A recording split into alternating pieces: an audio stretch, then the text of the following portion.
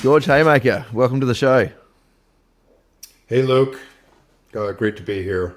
Awesome. Thanks for having me on, and hello, everyone. Nice to be here and talking with all of you.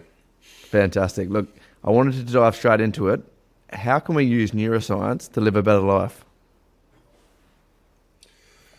Well, it all starts with understanding your brain.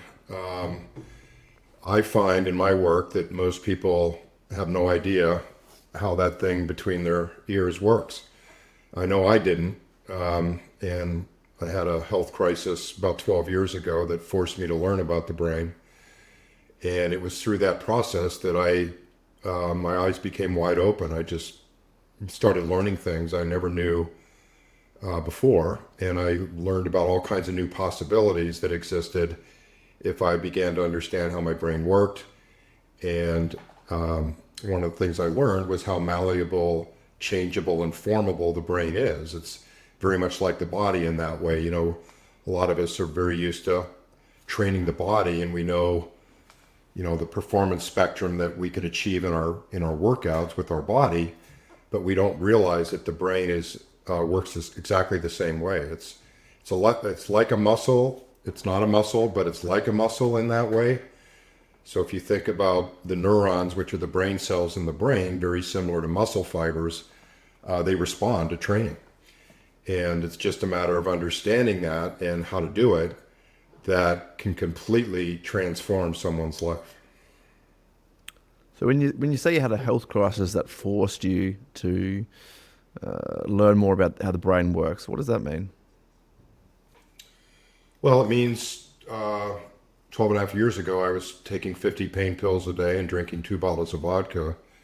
And I was, attempting to kill myself. And I was 52 years old and was desperate and completely, you know, taken over by addiction. It had no longer become a choice, and it was ruling my life. And I was at the end. It's almost like you think about the mouse in the maze that's, running around, turning left, turning right, working its way through the maze. And I come to the end of the maze, and there was no more turning left or right. I was in this solitary room in rehab, just me in the room. And it's like the only thing there is a mirror on the wall, and you have to look hard in the mirror and decide, is this the end? Or are you going to try to figure out a different way? Because clearly the way I had led my life to that point was not working.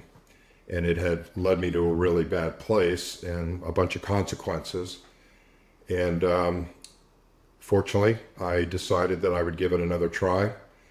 And I came at it with a whole different perspective, willing to listen to anybody and anything, and take in whatever advice people had. And that's how I approached every day since then. And I still do. And so that's how, so I don't ramble on and on. That's how it all kind of came together. And I started off in 12-step, but 12-step fairly quickly became a little routine for me. And there wasn't a lot of understanding that went into why these things work. Like, why do the processes in 12-step work? Like, what's really happening as a result of all this? And what is it that I'm trying to accomplish when I recover? And so I was inquisitive and curious, and I just started to read.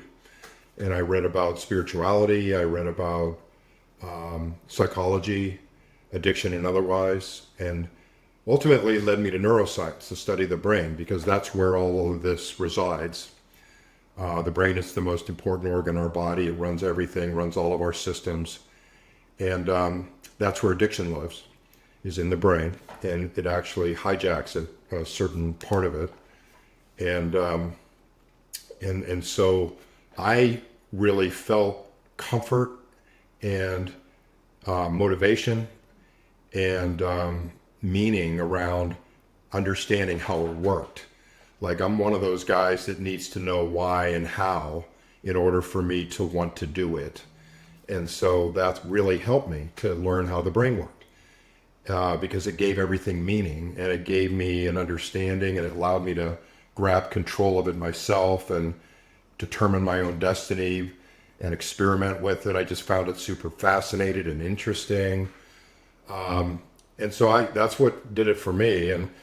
And so that's been my journey is for 12 years living in recovery and learning as I go. And really what recovery is to me is it's just this endless path that we get on of pursuing a better version of ourselves. There's really no finish line. That's when, that's why you hear people who are in recovery say that they're in recovery. They're not recovered. No one's ever recovered. You're always working at becoming better. And that's really one of the secrets of recovery. And so, and I've now made this whole study of neuroscience and the brain a career. I've transitioned into it over the last few years where I help other people with brain performance. So it could be addiction, but it doesn't have to be. Again, this thing between our ears is so powerful and so changeable and formable and malleable that it can be anything we want, and it can deliver any mental outcomes that we want. So if there's anything in our life that we're not happy with, our energy, maybe we procrastinate, maybe we're not confident, maybe we're still troubled by things that happened to us in childhood, anything that troubles us, or that we would like to be different, or that we would like to be more intelligent about, anything that resides in this thing between our ears can be changed and improved and enhanced and expanded. And so that's what I've done, is learned all about the brain, and now I take this information and knowledge to others, educating them about the brain, and then deciding what in their lives they would like to be different, or what they would like to do better, or what parts of their brain would they like to perform better. You name it. It's just breaking down these walls that people have around this idea of partnering with their brain. They just, for some reason, there's either a stigma or some other hesitation. They feel like if they're working on their brain, they're fixing something, when instead, there's no stigma around going to the gym and working on your body. Why would there be a stigma around improving your brain when it is a improvable organ? Why? And so my real mission is to try to break down those walls and those stigmas and make it a friendlier place to be. Us learning about our brains and working on how to improve it. Yeah, interesting. Okay, I want to dive into a bunch of stuff about how to actually, I guess, improve your life with neuroscience and understanding the brain. But I think it's worth double clicking on, I guess, your story around addiction and sobriety. So, I mean, as we briefly spoke about before we started, I've got my own story around sobriety and addiction and stuff like that. I think I had, you're a successful guy, you're an entrepreneur prior to your addiction, all of that kind of stuff. I'm an entrepreneur as well. So I think I had this inherent belief that as my business grew and as I became more successful and as I guess grew material wealth, that I would naturally become happier, and my addiction or my issues with alcohol would just fall away because I was I was living out my dreams and I had everything I ever wanted. But in reality, it kind of got worse over the years. And I actually consider myself lucky enough because my drinking was bad enough that I had to do something about it. I once heard Steve-O from Jackass, the wise Steve-O from Jackass, speak about the worst thing in the world would be to have kind of a drinking problem bad enough that it kind of fucks up your ability to live out your hopes and dreams, but not bad enough that you're ever going to go into recovery. Now, I know a lot of entrepreneurs and high-performing people, and I find a lot of them are on this cusp of they're not happy with how much they're drinking, but it's not bad enough for them to stop. So there's a couple of ways we can go with this. I wanted to talk about, first of all, what's happening with somebody, I guess like me, where the addiction's where they're kind of building the life of their dreams, but their addiction's bad enough that they're can almost fuck it all up. But also, I guess somebody who is in that other space of it's not bad enough that it's really destroying their life, but they're constantly, they know they want to reduce, but they just cannot make it work. Yeah. Well, before we got on the podcast, you said I could ask you a question. Hit me. So, so when you were drinking, why do you think you were drinking? Like, what was it that you were trying to achieve by drinking? So I don't think I could have answered that back then, but I think I could answer that now. So there was a couple of things. I think it started in my late teens, early 20s, through social anxiety and also not feeling good enough. And I kind of developed this personality of this wild party guy drinker who was who could easily come out of their shell. And then that became a crutch for me. But then as I continued drinking, it became a self-fulfilling prophecy of doing things that made me not like myself, and then drinking to deal with not liking myself and not being good enough. And it was just kind of this spiral. And then there was the other thing, like I've done a bunch of personality tests and stuff like that, and I score extremely high on restlessness and risk taking and stuff like that. And one of the things that I realized fairly quickly when I got sober was I need a way to deal with this excess of energy. So I work in, I'm an entrepreneur, I've got a bunch of stuff. I work in a fairly high stress environment, and I would get home to my family and I'm wound up like crazy, right? And drinking was an effective way to curtail that, right? I would come home and have a drink and be able to switch into a different mode.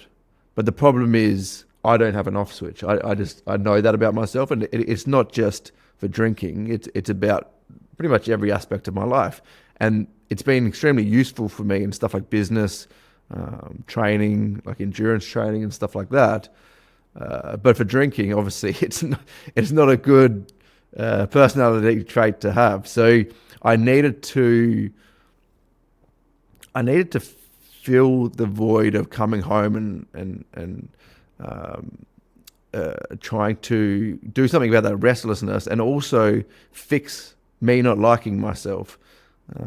And I could go into, there's a bunch of things I did, but the main ones for me, the big heavy hitters, are meditation and training. So that's resistance training and endurance training, like running, cycling, stuff like that.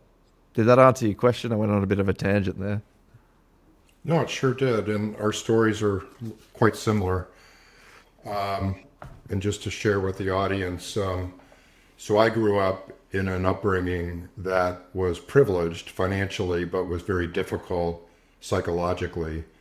I moved around a ton. About every year I was at a different school with my parents. My dad was a high achiever, so I was constantly having to leave friends, make new friends. It was very unsettling and uncomfortable. I got disciplined a whole lot physically, and there was some sexual abuse from some older boys along the way. So I went away to boarding school when I was in ninth grade. My parents moved to Australia, so I was kind of on my own. So I was very much like you, a hard driver, not feeling good enough because I had received an upbringing that led me to believe I was always under threat and I just wasn't good enough, because that's what had been modeled to me as a result of my upbringing. And so that's one of the reasons I became an entrepreneur, is because that allowed me to put everything on my shoulders and prove myself to everyone that I was good enough. And that drove me. So that is a high need for autonomy and significance. Okay, we have 6 core psychological needs as human beings, and all of our lives we're spending all of our time figuring out how to meet those. And so when we grow up, having certain one of those needs not being met, we are trying every which way we can to meet them. Okay, so, we, as a result of these upbringings, we're uncomfortable, we're anxious, we're not good enough, and we've relived these ideas over and over and over again. What happens in the human mind is that patterns develop. So as an athlete, that you go to work out and you do a certain regimen, that by doing that, you're going to improve your performance or your muscle tone or your muscle size or whatever it is you're trying to achieve. By reliving and repetitioning certain things, you're going to improve a result or achieve a result, right? Okay, same thing happens in the brain, good or bad. So when you relive something over and over and over and over again, I'm not good enough, I'm not worthy, and then you start, for example, medicating with substances as a result, you're repetitioning these things, and they are getting stronger and stronger. So what happens in the brain, as opposed to the muscles, is you have neurons, brain cells. There's 85 billion of them, and they are positioning themselves in certain ways, mapping, moving around, connecting with various ones as a result of these patterns. And so everybody's brain looks different because we all have different past experiences, and we've all thought, felt, behaved, acted in different ways. All of our brains look different. It's like a road map of Australia with all these roads and everything going every which way. These neurons have connected in a certain way that represent all these things we've ever done in our lives. And the more that you do them, the stronger those connections get. And so the stronger they get, the harder they are to escape. And especially when they affect these core psychological needs, and when things are very important and meaningful to us, the brain tags them with special neurochemicals like dopamine and norepinephrine that highlight these specific pathways, they're called, which are basically just patterns of thoughts and behaviors and whatever, as special and important. And so the brain, when triggers happen, so you get home from work, you're stressed, you're restless as you describe it, you have now developed a pattern that says, I know how to get rid of restlessness, and that is to drink. And you do it over and over and over again. And so then guess where your brain keeps going? The way the brain works is it is a prediction machine. And so it encounters a situation, and let's take you getting home from work and feeling restless, and it views that whole situation, takes in all the information about it, and then starts to compare it to your past experiences, all the different ways you've handled that. And it keeps coming up with, when I'm restless and I get home from work, I drink. It's how it all goes away and gets better. And you keep doing it and doing it. And so meanwhile, then the muscle of that pattern is super developed when you do it year after year. And okay, so that's really the way the brain works and how these patterns develop and why we keep going back to them over and over again, because the brain looks at these memories of what's happened in the past, compares it to what's happening now, and decides that this is the best answer that it has in its database to give you as to how you should behave and act and think and feel now. Okay? The addiction part of it is even worse, more insidious, because here's how dopamine and motivation work. So a normal person that doesn't use and abuse substances gets motivation, pleasure. It's actually motivation. Dopamine is motivation, endorphins are pleasure. So when we do a drink or a drug, after doing it, and we get that moment, that's the endorphins. When we get motivated to do it, and the ritual starts, that's dopamine. Okay, they're both chemicals. They both work in our brain, complementing each other. So in a normal life, somebody that doesn't use and abuse substances, we operate at about 50 nanomoles of dopamine. So let's think of a scale from 0 to 1,000. So our resting level for a normal, healthy person is about 50.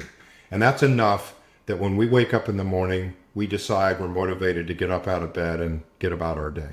Okay. If you had 0 nanomoles, you would never get out of bed. Okay. So everybody needs some. Now, when you have a pleasurable life experience, a great steak dinner, the best sex you've ever had, falling in love, your dopamine starts to spike, rise from 50 to some level that's higher. Okay? Generally, some of the best life experiences you'll peak maybe to 150. So you'll go 3 times your normal resting level and then experience that, and then you'll begin to, the transmitters will begin to leave your body and you'll begin to come back down to 50. And that's really what life is meant to be, is, we're just supposed to kind of ease up into these pleasurable circumstances and ease back down and try to keep a homeostasis or a baseline of around 50. Here's the problem with drugs and alcohol, is that they deliver far, far more dopamine than any of these natural life pleasures. So even smoking a cigarette generally will move you to about 200 nanomoles, 5 times or 4 times the amount of dopamine as a resting level. Is that only for addicts, or is that for anyone? No, that's for anyone. You begin to experience that level of, and I'll explain what happens in addiction in a second. But in meth, you go to 1,000. So you're 20 times the amount of dopamine you get at resting level, and many, many more times than you would get from any natural life pleasure. Okay, so if the brain works on reward, in other words, it pursues things that it's motivated to pursue based on the release of dopamine, what do you think the brain wants more if you're doing meth? Does it want 1,000 nanomoles of dopamine, or does it want 100 from having a nice dinner? 1,000. Especially for somebody who always wants more, more, more. Yeah, and that we could get into the genetic predispositions, and then the fact that, like, you and I grew up maybe with non-ideal circumstances, and we were looking to cope. People with genetic predispositions to addiction, like my mom's side of the family, are all addicts. So I grew up with a malfunctioning reward system where I don't experience normal levels of dopamine from natural life pleasures as much as other people do. And that's true of people that have genetic predispositions. They normally don't get as much dopamine. Yeah, I'm exactly the same. Genetic, one side of the family, it's every single branch on the way down. Yeah. So you're already struggling to find dopamine in your life, motivation. And think about living life without motivation, right? I mean, there's just, like, you'd be dead. Mm-hmm. And so we're always searching for that. And when people have trouble finding it, and then they find it from an outside artificial substance, and it just is miraculous, like they've never had anything like it before. And so what happens is we get stuck in these loops so now what's happening is your brain is getting all of this dopamine, and it's not designed to handle it all. So it's basically like taking a fire hose and going out back and watering your little plants. So you're flooding your brain with dopamine. It's not designed to handle it. And the receptors that are from one neuron that are taking the dopamine from the other neuron, which is what's causing the pleasure, begin to shut down because it's just way too much dopamine. And so now you have to keep doing more and more of the drug in order for dopamine to get through and to experience the same level of feeling, because the parts of the neuron are beginning to shut down because it's just too much. And so that's what tolerance is. You remember that you had to keep drinking more and more to have the same effect. That's what's happening, is your neurons are beginning to shut down because there's too much dopamine, so you have to do more and more to get the same effect. And then when you stop drinking, you start to withdraw, which is basically the dopamine coming from a high level all the way down, not just to baseline, but below baseline. That's one of the other effects, is your baseline begins to drop. And so that's the insidious spiral of what happens, is you get caught in this loop where, your brain has to have these high levels of dopamine just to feel normal. And you need to keep doing more and more to feel that sense of normalcy. And so That's why getting off of drugs and alcohol is so hard, is you feel this intense drop from these high levels of dopamine way down the scale, even below baseline, and you feel like death warmed over until you spend enough time off of the drugs and alcohol, your brain begins to heal, and it begins to reset at a normal 50 nanomoles baseline, and then you start to retrain it to enjoy natural life pleasures again, and you're basically re-instructing the brain how to operate to reward, and you're taking a system in your brain that you've completely malfunctioned through the use, and you're having to retrain it on the fly, which is why recovery is a never-ending process. It's why it takes time. Becoming an addict, we didn't, get to be a good addict overnight, and so all this stuff takes time, and you're retraining your entire, reward network of your brain. Does that make sense? It makes 100% sense. Is there a timeline? I mean, you spoke about the dopamine going back to a sense of normality. Is there a standardized timeline? Are you aware of that? And I hope this doesn't come off as, I don't know, arrogant or anything, but you spoke about before, people always being in recovery forever, we're always recovering. The first 3 to 6 months were extremely difficult for me, but I feel like I'm completely on the other side of it now, right? Like when I was in drinking, I don't know, I felt like if I wrote a list of pros and cons of my drinking, the cons list would be so much longer, but I couldn't see that and I couldn't convince myself in the moment. But now that haven't had a drink for 13 months now, it's just so obvious to me the destruction that drinking was doing on my life. And I don't know, I just, it doesn't feel difficult to me anymore. So yeah, and I understand that that's definitely not everybody's experience, but I also think that that's potentially a shining light for people that are still struggling. So is there any normal timeline for the dopamine to return back to normal production, I guess you could say? Well, I want to be clear here. When I say always in recovery, let me ask you a question. Are you a different person today? Forget about the drinking, but just how you conduct your life, who you are, and what the credo that you live by. Are you different today than you were when you stopped drinking? Yes. Night and day? Night and day. And I'll just say on that, like I've spoken to a lot of people and I've heard the sentiment that being in recovery, they're thankful almost for their addiction because the life-changing effects of being in recovery are so strong and powerful that they never would have had this, if they weren't forced to go into recovery, they never would have had this life-changing experience. Okay. So that life-changing experience that got you to where you are, would you say then that you are more in touch with who you want to be as a person, your identity that you're pursuing, the values that you live and stand by, your belief systems?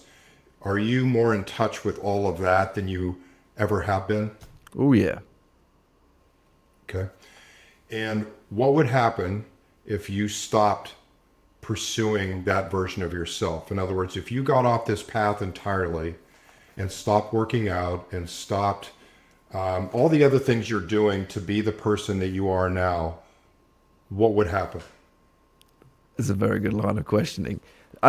There would be a void in my life. There would be a lack of meaning. There would be a lack of purpose, and I would need some way to fill that void. So, okay. Would you therefore be in more danger of possible? Would you be more anxious and restless, in your words, if you did that? If you stopped that pursuit of who you are becoming and are, would you be restless, and would you then be more in danger? And again, this isn't recovery.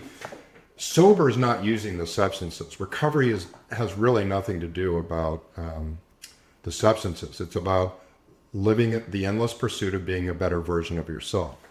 And so, in my mind, that is the path of recovery that we need to be on and never get off. So you're always recovering. What I have found is that I didn't live that way before, and therefore I was so out of touch with who I wanted to be happy in life, I never even thought about it. I just was overwhelmed by these mental patterns that had developed in childhood. I didn't know that they were wrong. It's all I knew. I started to cope with them using substances, and I just put one foot forward and lived my life that way without ever thinking that it was wrong or different, or that I wasn't acting in alignment with my values, or I just wasn't being who I wanted to be in this world. Once I got on the path and have stayed on it, it's a path I never want to get off, because I don't want to know what the consequences are if I do.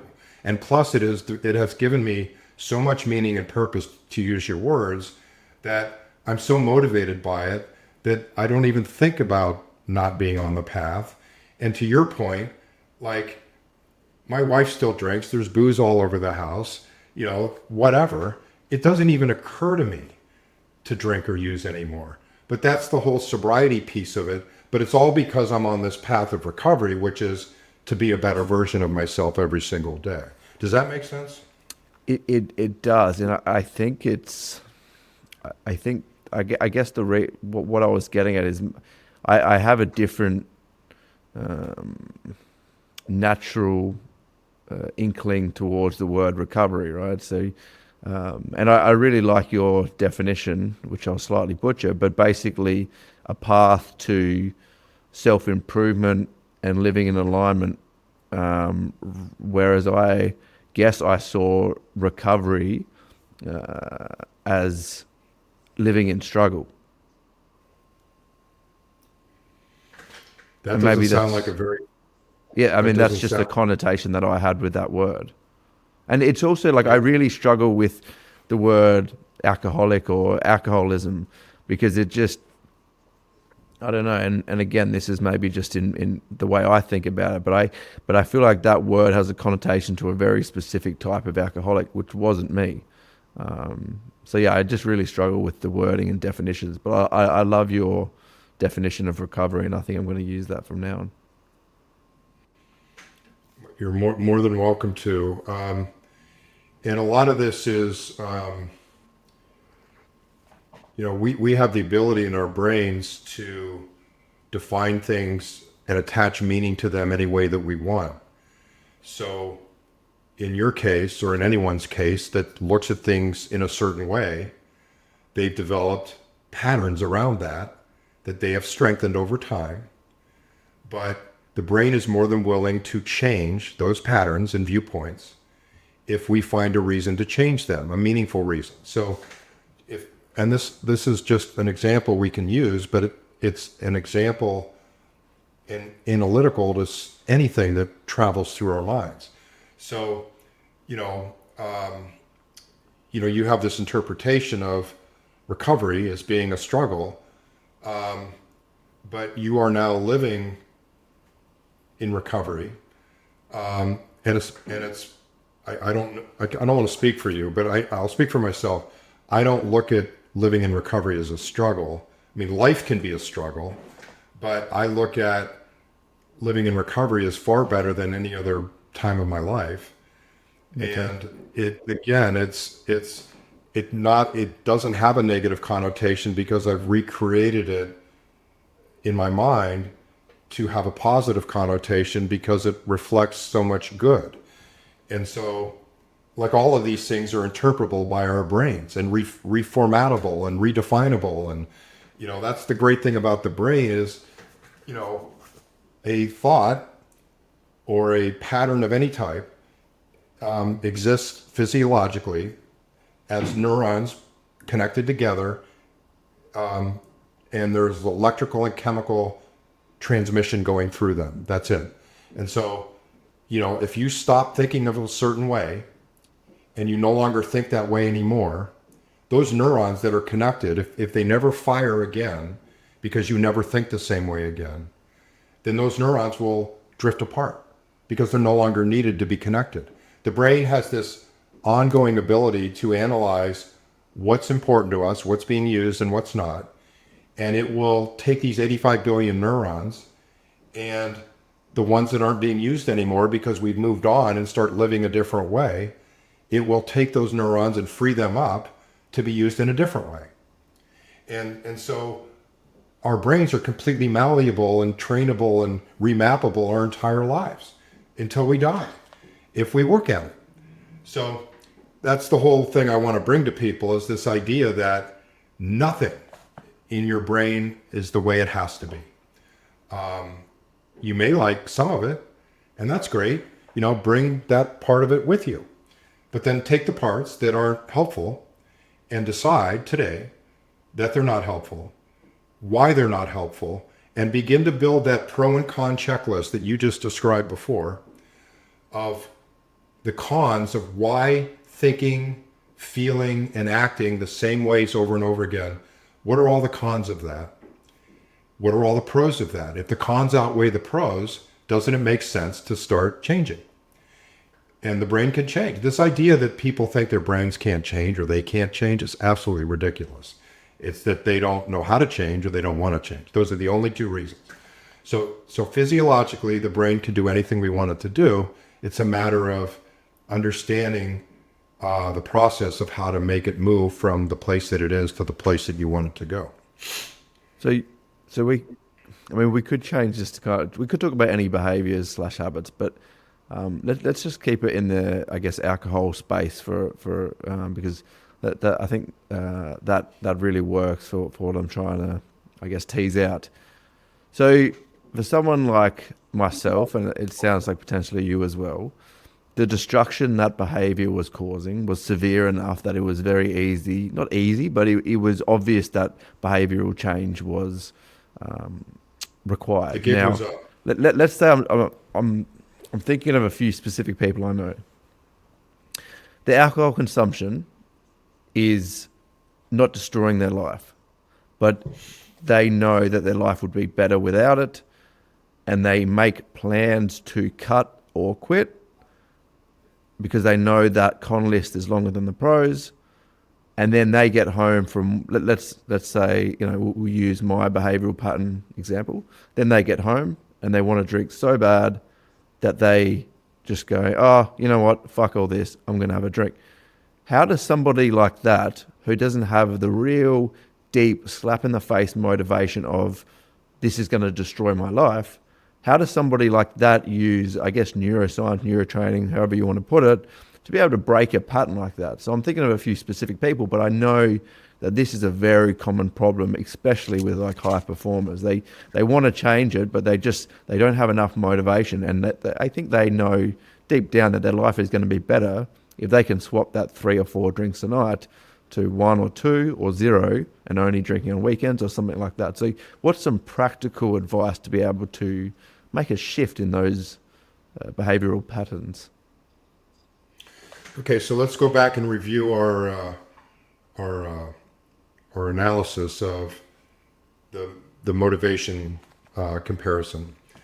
So you use the word, they're not motivated enough to make a change. So remember on our... Okay, that they're motivated. Okay, yeah, no, you're right. So, but it's like that they're motivated enough to make the change, but then when the actual neuro pathways, that situation comes up, then the motivation disappears. I know I'm being finicky here, but yeah. Fair enough. So my answer is they haven't properly gone through the analysis of how bad it is, what the problems what they're doing, their behavior and actions, and how they feel and their relationships, their health long term. Like, they haven't gone down and really analyzed the cost of all of that compared to the benefit of doing it. Okay.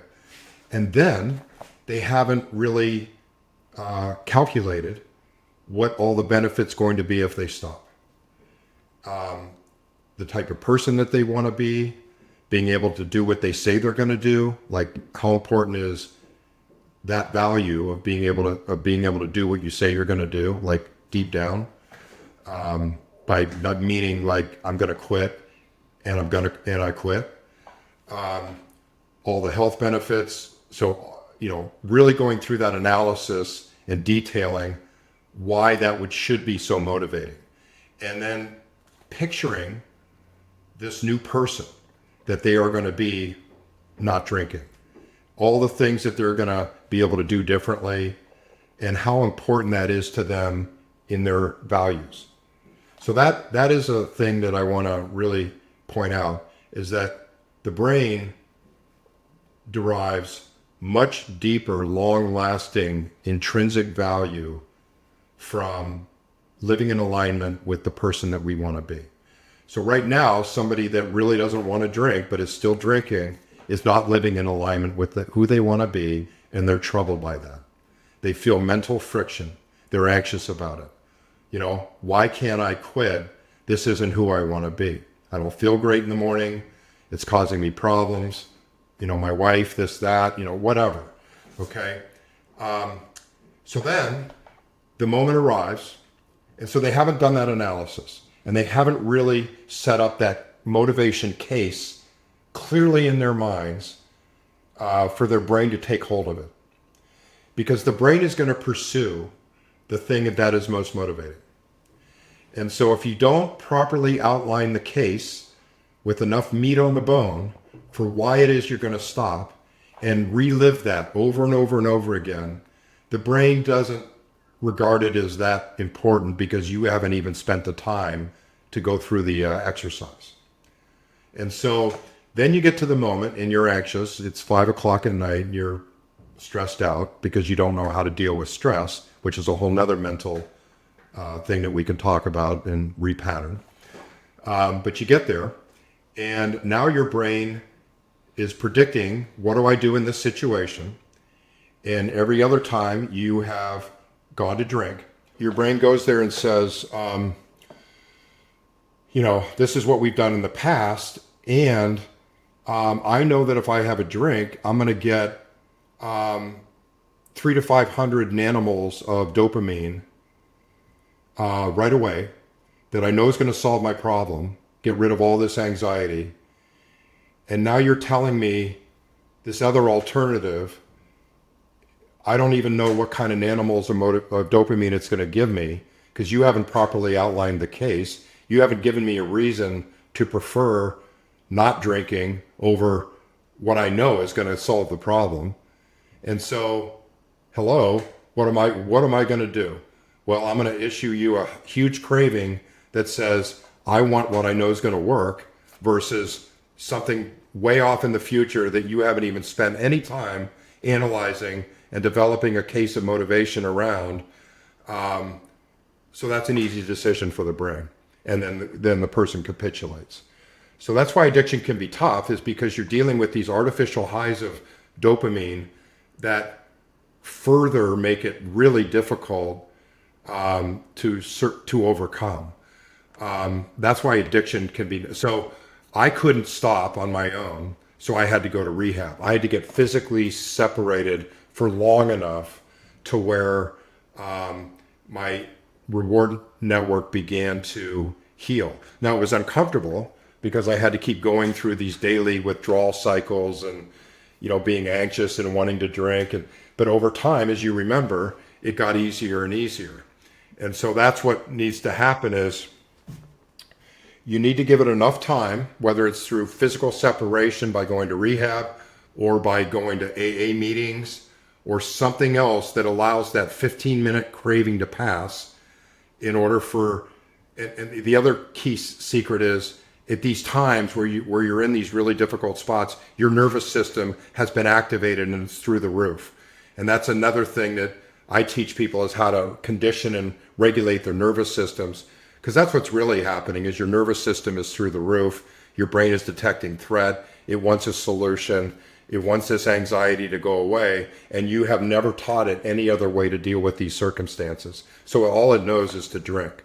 And so what it needs is another solution or series of solutions in order, and do it for long enough period of time in order for the brain to begin to heal, the reward network to reset, the cravings begin to dissipate, and you begin to rebuild your life with motivation around other things, natural life pleasures again, that haven't motivated it for however long you've been using the substances. And so, you know, the question is, can you continue on with your life and find other ways to get through those moments whether it's going to a meeting, whether it's regulating your own nervous system, whether it's taking a walk, going to exercise, something that gets you through those moments to the next moment. And you just need to string enough of that together while you're building this case for this new life that you can get motivated by, and gradually you begin to shift towards that person as you begin to act them out day after day in recovery. And your brain begins to say, okay, well, this isn't so bad. Now I understand where we're trying to go. Thank you for defining it for me. Thank you for building out this case to be motivated by this new way of life. I'm starting to see little small hits of dopamine again from being this way. I feel better and more healthier. Thank you. That gives me some dopamine.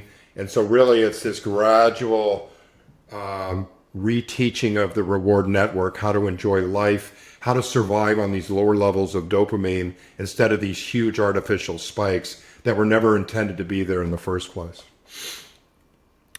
Yeah, that's interesting. I mean, I do think that the majority of, I guess, self-help and self-improvement is just understanding and being honest with oneself. And it's interesting, looking back, I think I kind of like naturally used a lot of those tools that you mentioned. So like for me with the quitting drinking, it was replacing it with meditation and training. Like I moved my training and meditation schedule to the afternoon, and that's what I would do. And then the other one was being very clear about who I want to be and my values. And I've done a few exercises to really tease out my values and how I want to live my life. And I guess the biggest mover for me around sobriety was realizing that my number one value was to be a good husband and a good father. And the behavior that stems from drinking was doing the exact opposite of what I consider my core value. Right? So yeah, it was a combination of understanding who I want to be and the benefits of or the benefits and also the damage, but then also in the afternoons replacing that with something else that's going to get rid of that restlessness, something else that's going to get rid of that need for dopamine. And that's why I think meditation's good because it helps my restlessness, but I think training, physical exercise is such a good one. I don't know much about the link between dopamine and exercise. Do you? Yeah, it's extreme. Well, first of all, in both of those, whether it's meditation, extensive breathing, or any kind of movement, exercise, you are calming your nervous system. So I can't emphasize enough how important it is when you knowing how to manage your nervous system. Because what happens is things will come into the brain. The brain is always scanning the environment, assessing what's going on, determining if things are safe or threatening. That's its number one job. That's really what it's built to do. And so when it determines that things are threatening, or when you're on the stress train and you don't even realize it and you don't know how to get off, and you just live off of it and you're addicted to it almost, your nervous system is highly activated. When your nervous system's highly activated, the thinking parts of your brain begin to shut off, and all the resources, the energy of the brain, the glucose, the oxygen, the neurotransmitters begin to move towards the survival parts of the brain. And so what normally will happen in a healthy brain is you'll feel activated, uneasy, restless, nervous system, like elevated. It's like a dimmer switch on a light, in your room, right? You just turn it up. It's like a activated system. And normally the thinking part of the brain, the front part, the prefrontal cortex areas, communicate with the survival part of the brain, and they help regulate it. They say, look, this isn't a threat. You don't need to be all activated. And they work together as like an accelerator and a brake to check and balance each other. Okay, but when you're highly activated and you're in these chronic states, all the resources go away from those front parts of the brain because the brain's primary job is survival and to keep you alive in the moment. And so now all of a sudden that part of the brain takes over all the resources, and it's kind of left to make its own decisions. And and so in the moment where you're restless and your thinking part of your brains isn't operating, and the solution has always been to drink, and you're feeling at threat, the brain's going to come up with the same idea it's always come up with, which is drink. And then there's no other part of your brain acting as a check and balance to have that conversation with it to tell it that's not a good idea. And so, this ability to, and I would imagine, and I'll ask you, are you calmer today than you've ever been? Just like as you operate through life, are you calmer than you've ever been? Yes. And it's because you've trained your nervous system, you've conditioned it through meditation and exercise and a whole lot of other probably healthy habits. Eating, diet, nutrition's another huge one. Sleep's another huge one. Where you've conditioned this temperature of yourself, your nervous system, to just operate at a much lower baseline. And so the things that your brain used to detect as being threatening, like you don't even interpret those things as threatening anymore, right? I mean, I would imagine there were a bunch of things in your previous life that your brain thought were threatening that you're looking at now thinking, wow, that wasn't a threat. And so when you operate lower like that, there's just less urgency. There's less things to resolve. There's less mental friction, right? You just have a lower temperature that your mental activity rests on, because your nervous system can influence everything in your mind. When your nervous system spikes and activates, your brain waves begin to quicken. So you move through different patterns of brain waves, and you just get this noise. And you're looking too much noise for too long leads to anxiety and depression and discomfort. And then you start looking for solutions to fix that. And if you don't know how, if you haven't trained or educate yourself on how to meditate and find other solutions, then guess what? You're looking for ones that may not be helpful.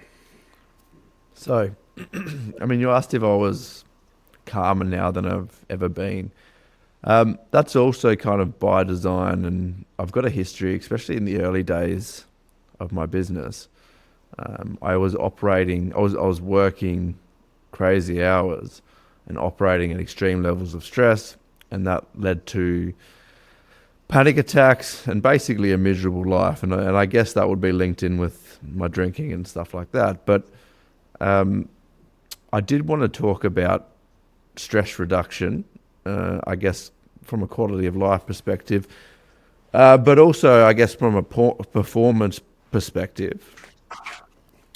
What are the first things somebody should look at if they're living an extremely stressful life? Let's say they're an entrepreneur, a business owner, something like that, and they're constantly at so high levels of stress, and they know they're not happy, but they don't know how to change.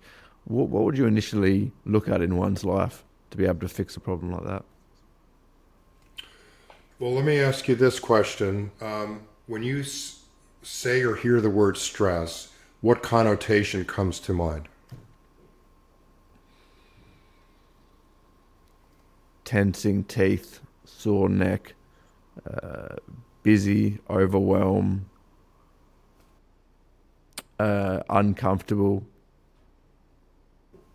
So things that are negative, not pleasant. Mm-hmm. Okay.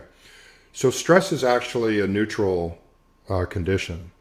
We actually need stress. And all really stress is the brain's interpretation of an event that's about to take place, needing resources in order to accomplish it. So there's nothing wrong with being stressed or strategic stress, because stress is actually the summoning of resources from the body and the brain to accomplish something.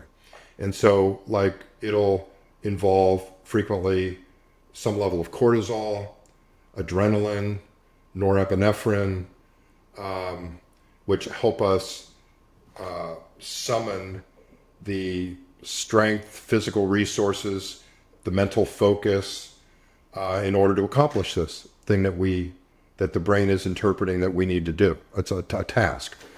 And that's fine.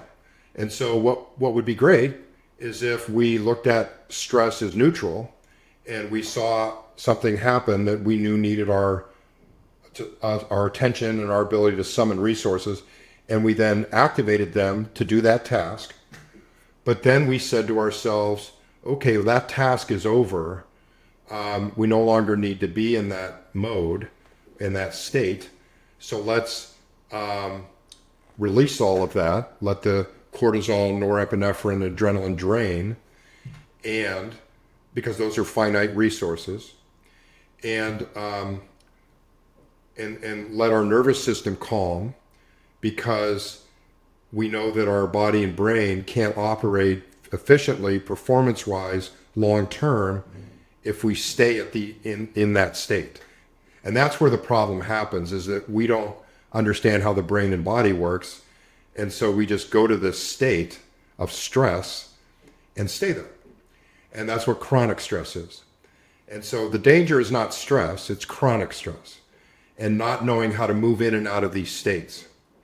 And so what would be great is if we all understood how our brain and body worked, and then we're able to control them through our knowledge by moving in and out of the states at demand, on will, on command, to accomplish whatever it is that we need to accomplish in the moment.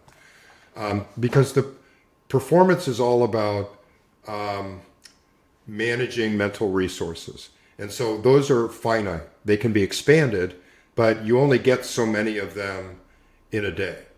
And, this idea that we can be in chronic stress ongoing for day after day, not sleep, think that that's cool and macho because we're not sleeping, we're getting more done.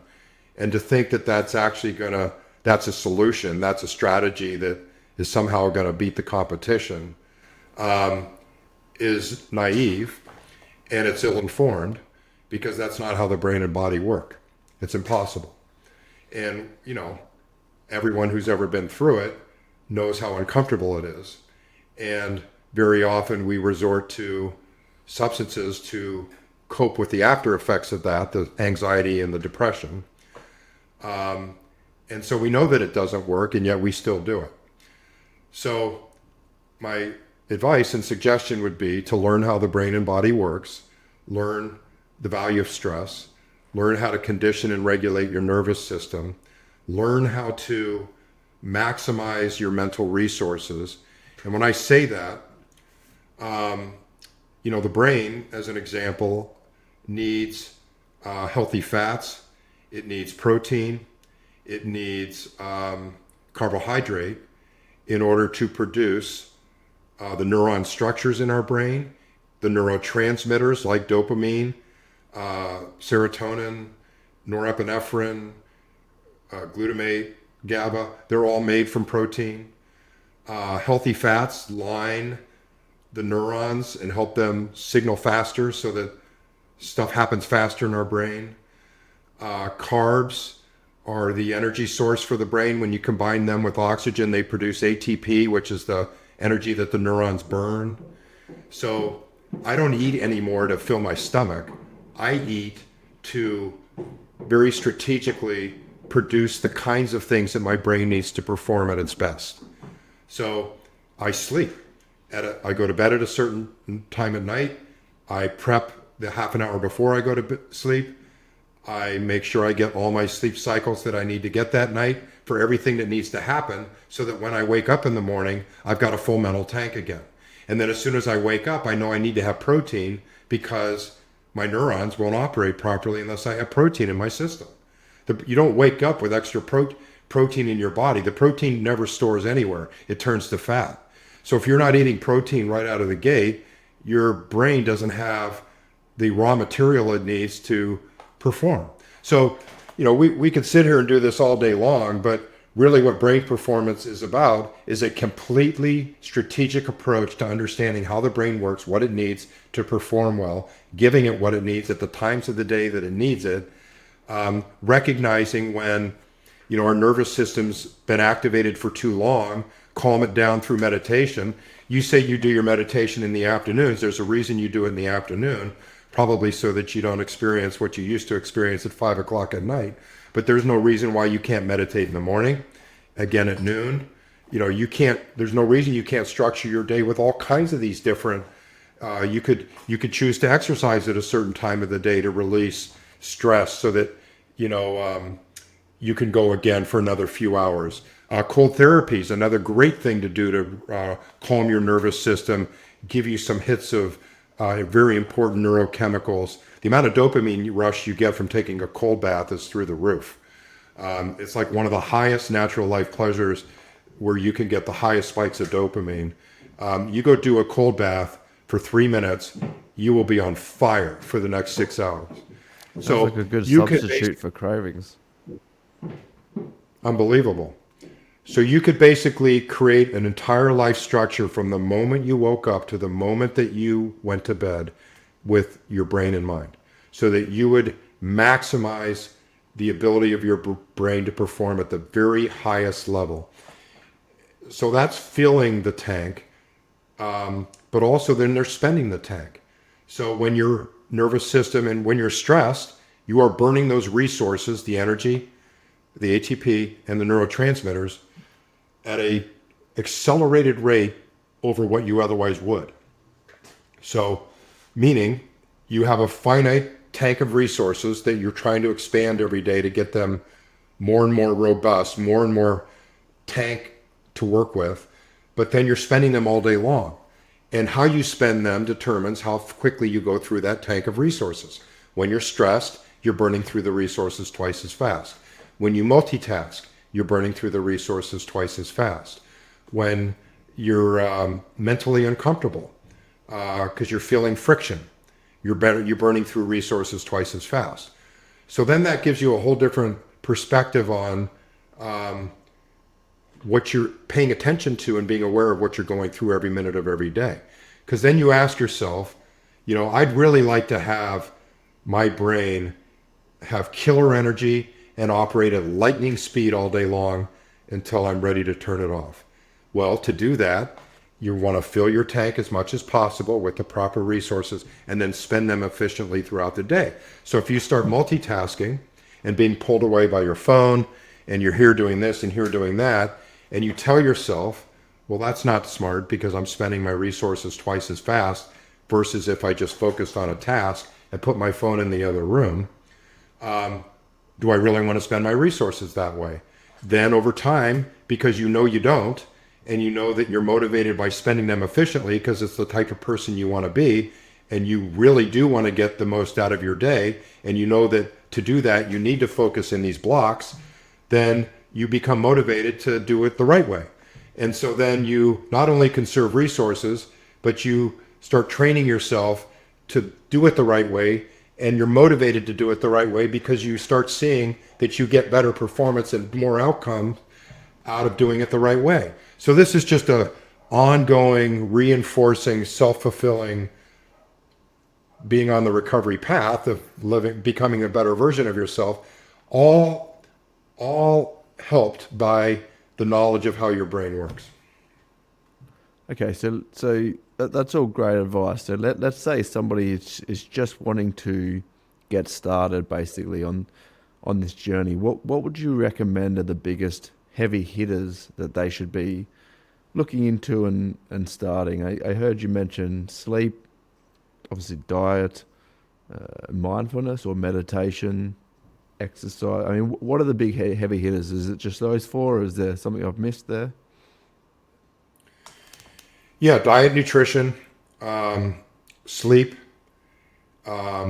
exercise. And when I say exercise, it needs to be at least 20 minutes, as many times a week as you can do it, where your heart's pumping and you're getting blood into your brain. Okay, because that blood is bringing all the raw materials from your body that your brain needs to then produce energy, to then produce the neurotransmitters that it needs. If you're sedentary, that blood flow doesn't happen as regularly. So we're talking about some sort of cardio slash some sort of cardio, not just resistance training. Yeah, exactly. Where your blood rate is getting up to heart rate's getting up to 135. Hmm. Now, I know there's arguments around getting it up there and keeping it up there versus anaerobic. I like the anaerobic style where, like I like to row. So I'll sprint row on the machine for 5 to 7 minutes and then break for 1 to 2 minutes. Allow my heart rate to come back down.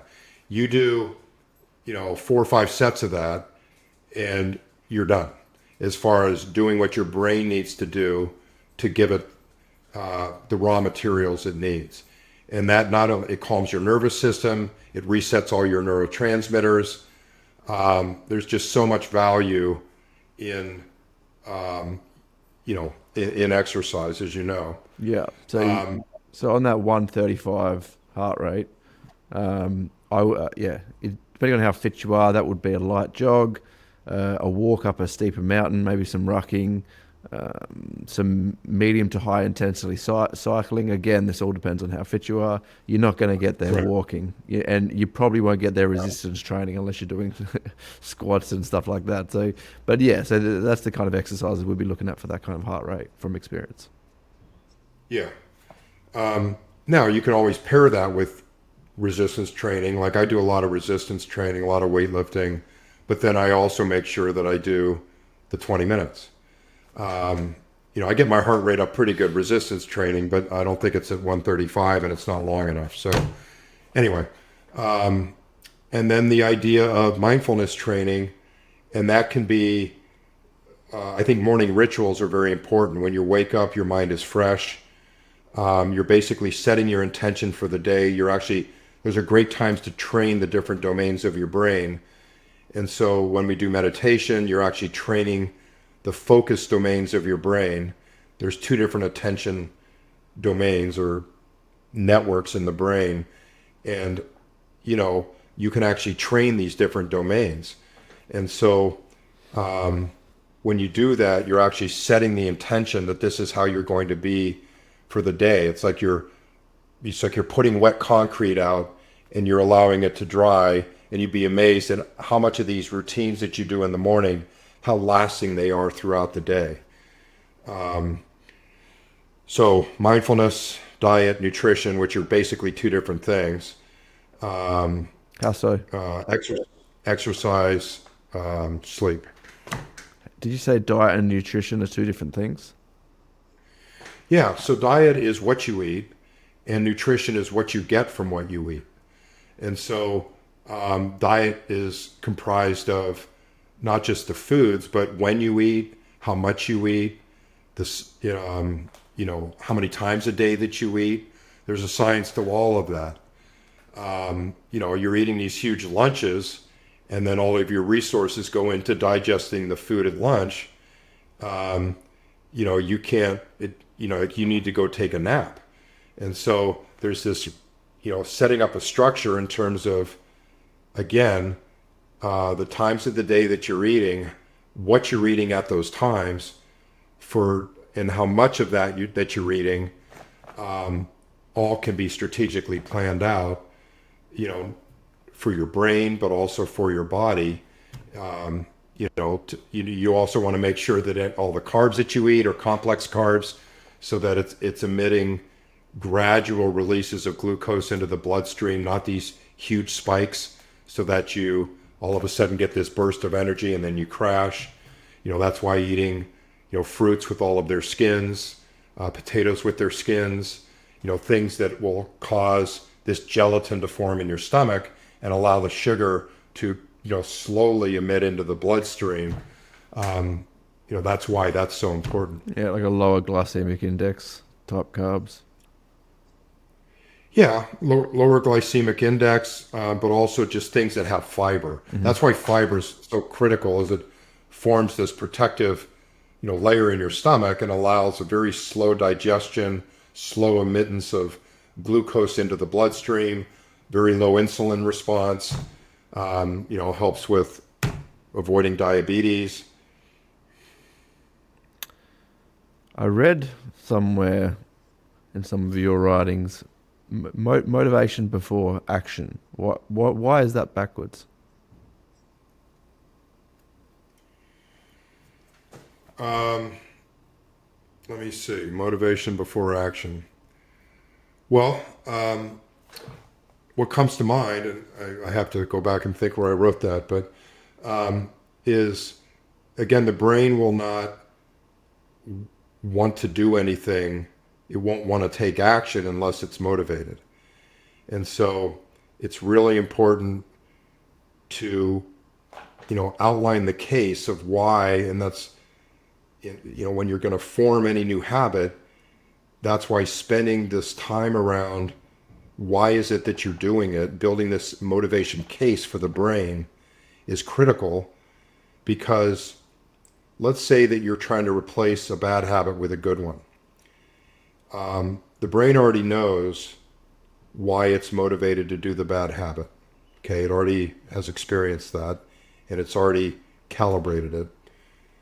Now, if you're going to say, well, I don't want to do that anymore because it's causing me problems, then you need to build a case for the brain that has a higher level of motivation for the alternative. And that can be done either by, and I'm serious, sitting down and writing each and everything, each and every reason why you want to do that thing. And I mean thinking hard about it. And especially the stuff that ties into your values, who you want to be intrinsically. The brain is incredibly motivated by being who you feel like you should be. There's no higher level of motivation than that. So when you think about extrinsic things like acquiring wealth that you talked about before, those things are very fleeting. They seem really motivating at the beginning when you're pursuing them, but then you get them and you feel like the actual reward from it, the endorphins, aren't as great as you thought they were going to be. And then it's not enough. And then it's like an addiction. You need to go get more to see, well, maybe I just didn't get enough. Maybe that was the problem. But then you get those and it's still hollow. And what that is the brain is not as motivated by extrinsic rewards as it is the intrinsic rewards, living in alignment with who we truly want to be at our deepest level, our values. And so outlining those cases of why you want to do the new thing, and then breaking down the case for the thing you're currently doing. And that involves listing out all the reasons why this thing that you're doing is not good. So you're basically doing this seesaw, lowering the motivation of the thing that you're doing, raising the motivation of the thing that you want to do, and then going through that mental picturing of both of those cases over and over again, and then doing the action, and then experiencing the reward, remembering why you're doing it, tying the action to the reward, and then going through the case over and over again. This is really important in the first week or two, and why people never stay with habits is because they don't go through this motivation case in deep level. And I'm talking about writing it, talking about it, imagining it, visualizing it, because the brain, those are all repetitions to the brain. The brain is like a weightlifter. It works on repetition, motivation, and significance and emotional importance. So if you can tie a repetition to high levels of meaning, then that's the formula. But if you do an activity and don't tie it to the reward while you're doing it at the beginning, the brain never connects the two, which is why people stop short of developing new and good habits. Yeah, I think that talking about it is so important. I do think a lot of people fear when they're trying to change a habit talking about it because they inherently, like they internally think they're going to fail. So they worry about openly talking about it because then when they failed, they have to face that accountability. So I think, yeah, writing about it is important, but I think talking about it with other people is extremely important piece of the puzzle. It's also important to analyze why they think they're going to fail. So again, the brain is predicting the idea that you're going to fail. That idea came from somewhere. So then what we do is we go back and analyze, why do you think you're going to fail? Well, because I failed in the past. Okay, you failed in the past. What were the circumstances around that? Do they apply today? Are they relevant today, or are things different? Have you did you properly outline the motivation case before for this new habit you were trying to develop? No, I didn't. I didn't know about that. Okay, well, here's this new process that we're going to do that's going to make it different. And then you start to what you do is you dislodge this concept of I'm going to fail from the person's thinking, or you at least open the door wide enough to give the brain a reason to suspect that, well, I predicted you were going to fail, which is why I gave you that thought you were going to fail. But maybe it's not the case. Maybe things are different. And so you're basically just providing enough evidence to the brain to drop that idea for the moment and consider new possibilities. And that's all the brain needs to ultimately latch on to a new alternative. And what happens is then if you can get through a successful building of a new habit, now you have formed a new template for the brain to hold on to, that the next time you want to form a new habit, the brain doesn't automatically predict you're going to fail, because you just gave it evidence that you just succeeded by creating a template of success. And so that's what this thing about changing the brain is all about, is forming new templates, which are now memories and of past experiences that the brain now has in its catalog for it to go search for the next time something new comes along. So if your life is a never-ending revolving door of creating new templates for your brain that are new and better than the old ones, and you're replacing old ones with new ones, that's how ongoing change occurs, because you're giving your brain new raw material to work with. So how do you think about identity in relation to this? It's critical. So that identity is made up of values and beliefs and traits. So it is at the heart of transformation. So anybody that I work with, we will want to diagram. We're basically creating a new character of ourselves, very similar to like Russell Crowe. He's a good Australian actor. When he goes for a new movie, and the casting director gives him the script and his character, Russell has to go learn this new character, everything about him. He has to become that person. And so that's what we're doing when we are trying to become somebody different. Let's take you and me as you know, we've become different, or any of these other people that you're citing that maybe drink too much and want to be different. So they want a different identity. Well, they have to diagram who that character is. Who are you becoming? Who are you becoming? What are your values? What are your beliefs? What are your traits? What are your strengths? What are your weaknesses that you'd like to become strengths? And I'm talking about, again, this isn't just a passing, well, I think I'd like to be, one thing. That isn't enough work. I'm talking about a fastidious, in-depth process of going through and really thinking about and applying all the values you want to live by, the belief systems, all of this stuff. And so I take people through a very in-depth process about that, because what you're doing for the brain is you're giving the brain a template, a stake in the ground that says, this is the new person. Okay? So once you have that, then you have a marker that you can all strive to become, you and your brain together. Otherwise, you have no datum. You don't understand.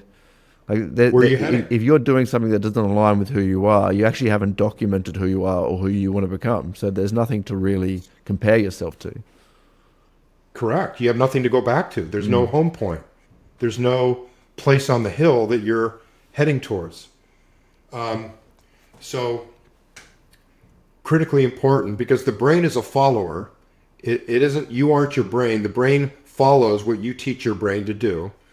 So your brain just needs guidance, and it will come with you. But until you go through the trouble to take the time of really detailing who this person is, who this no character is, neither you or your brain know where to go. Okay, so you start there, And then when you're detailing that, then you're detailing also how this new person thinks, how they feel, and how they act. And how much of what this new character, how much of your old life do you need to leave behind in order to be this new person? Okay. And so then you start day one thinking, feeling, and acting like that new person needs to think, feel, and act in order to be that person. And then if you slip and your brain predicts something from the old person that no longer belongs with the new person, guess what happens? You start to feel mentally uncomfortable. You start to feel friction. You start to feel guilty. You start to feel off because you are no longer in alignment with that new person. Those are the opportunities to teach your brain. So we stop and we say, okay, brain, this isn't who we've decided to be. I understand it's going to take a lot of repetition with you to get you over to this new person, and that's okay. I mean, I've trained you to be the old person. We're going to train you now to be the new person, but we've spent years and years training you to be the old person. So now we're going to have to, we understand it's going to take patience, commitment, fortitude in order to transition. We know we're going to slip. It's okay. We're going to give ourselves some grace. But when we do, we're going to stop and intervene and not drink or do whatever. We're going to pause, regulate our nervous system, meditate, go to a meeting, get through the craving, and then live in alignment with this new person. And over time, in your case, 13 months, you transformed away from that old person. And gradually, as you begin to think, feel, and act in alignment with this new person that you outlined for yourself, it became easier and easier. Your brain became very used to it. Your brain was rewarded by it because of how much prouder you felt of yourself. Again, the living by your intrinsic values in your identity that you outlined is so freaking powerful. Nothing is more motivating than that. So we all will find that as we begin to live like this person we've outlined for ourselves, that's why you don't think about drinking anymore, is because you are so motivated by being this new person, version of yourself, that it doesn't even occur to you to go back. And your brain doesn't want to go back. It doesn't even think about those things because it just doesn't belong in your identity anymore. George, such a fantastic conversation. So many actionable items. Love it. If anybody wants to learn more about what you're doing or find you online, where should they look? Yeah, come to my website, georgehaymaker.com. I'm actually launching a brand new community called the Brain Club, which is where we all learn about the brain. You can begin this process of understanding how it works, how it changes, and what you need to do to take command of it, to take yourself down this path and become the person you want to be. That club launches in the next couple of weeks. There's information on the website about that. So you'll also find me on LinkedIn and on YouTube. But love to connect with whoever's out there that wants to, become whoever they want to be. Make sure I post some links. Thanks so much, George. Luke, pleasure. Thanks.